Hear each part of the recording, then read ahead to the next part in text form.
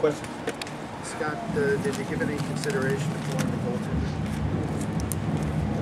I can tell you right now, and I told Joey this too, I'm not a strong believer in pulling goalies to change momentum. I want our goalies to not get the feeling that if things don't go right for them early, during the course of the game, they're not going to look to the bench, look over their shoulder thinking, when am I coming out? I want them to find a way to battle.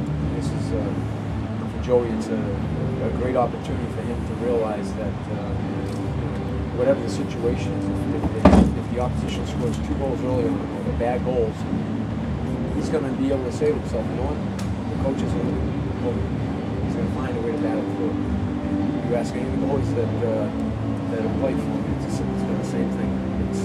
I've been through that, and I know what it's like when your coach has a quick hook, and at the end of the day, you might have suffered a little bit tonight, but I think that Joey will know that when he's in this situation, it's his battle, and you got to find a way to get done.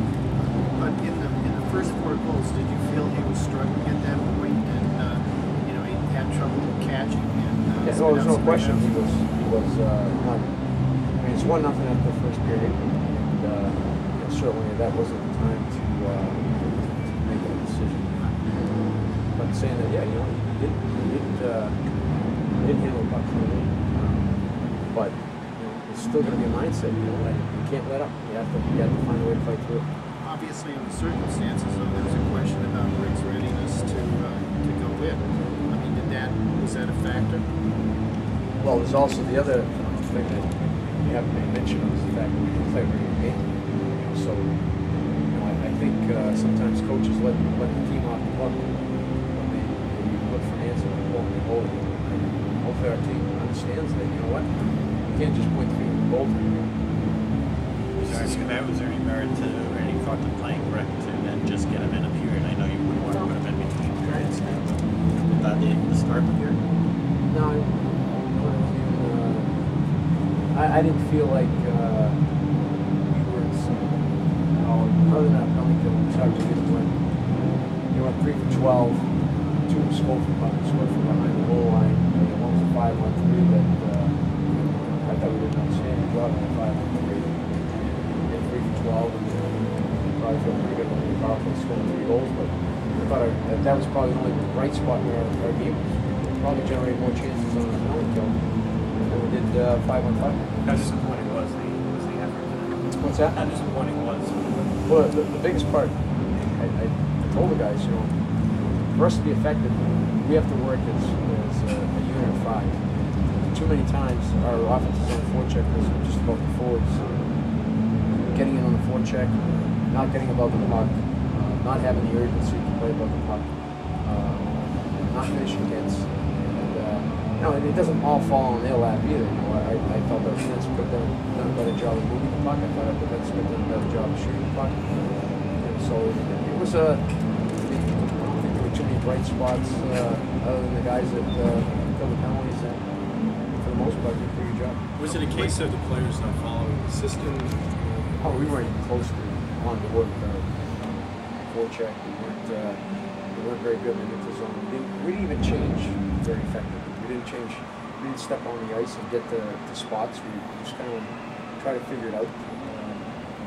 It was probably out of all the games that we played, to me, collectively, it just wasn't very good. Were all the penalties a reflection of not being up to speed or being lazy? Well, what happens is, when things aren't going your way, you try to go easy way.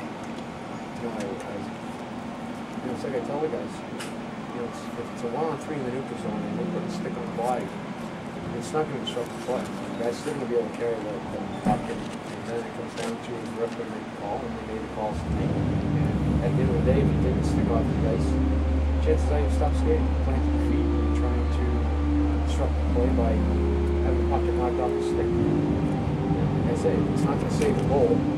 It's not worth doing. Just put the stick on the ice, keep your feet moving, and everything will work out. How much of it was Buffalo also, to give them credit, being real bad? You know what? They played right into their hands. They came in, they were ready. When they had to chip the puck, they chipped the puck and they skated onto it. And we didn't. We could have learned a lesson and done the same thing. Losing, you guys lost 2 players in that fight. How did that affect things? Well, obviously, Brandon was talking about that 5 minutes. Situation, but we lost the other 2. Up front, we had 11 forwards, so that should be an issue. Any problem with the Colin Comrie? Well, The other guy not getting it. the reason that we were given is that he was close to the boards. That's the way the referee in the neutral zone saw it. I don't know if the referee in the corner saw it, but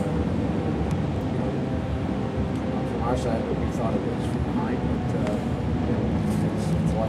it's a lot easier making a call from the bench this time. Let's go 2 more. At this point, how do you feel about some of the young guys? You basically have one young guy, what you consider a young guy, Bergenheim has scored, and nobody else has really generated much.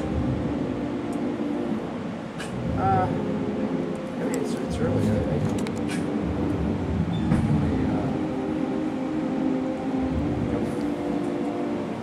I don't think we can even talk about this game. You're just going to throw this away. That's the bottom line. It was 5 on 5, and everybody was pretty up. I think the only line that really generated anything offensively, 5 on 5, was Silver and Billy.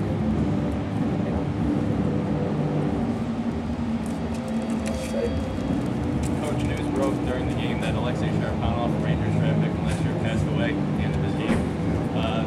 Last night or earlier today, does that kind of put everything into perspective?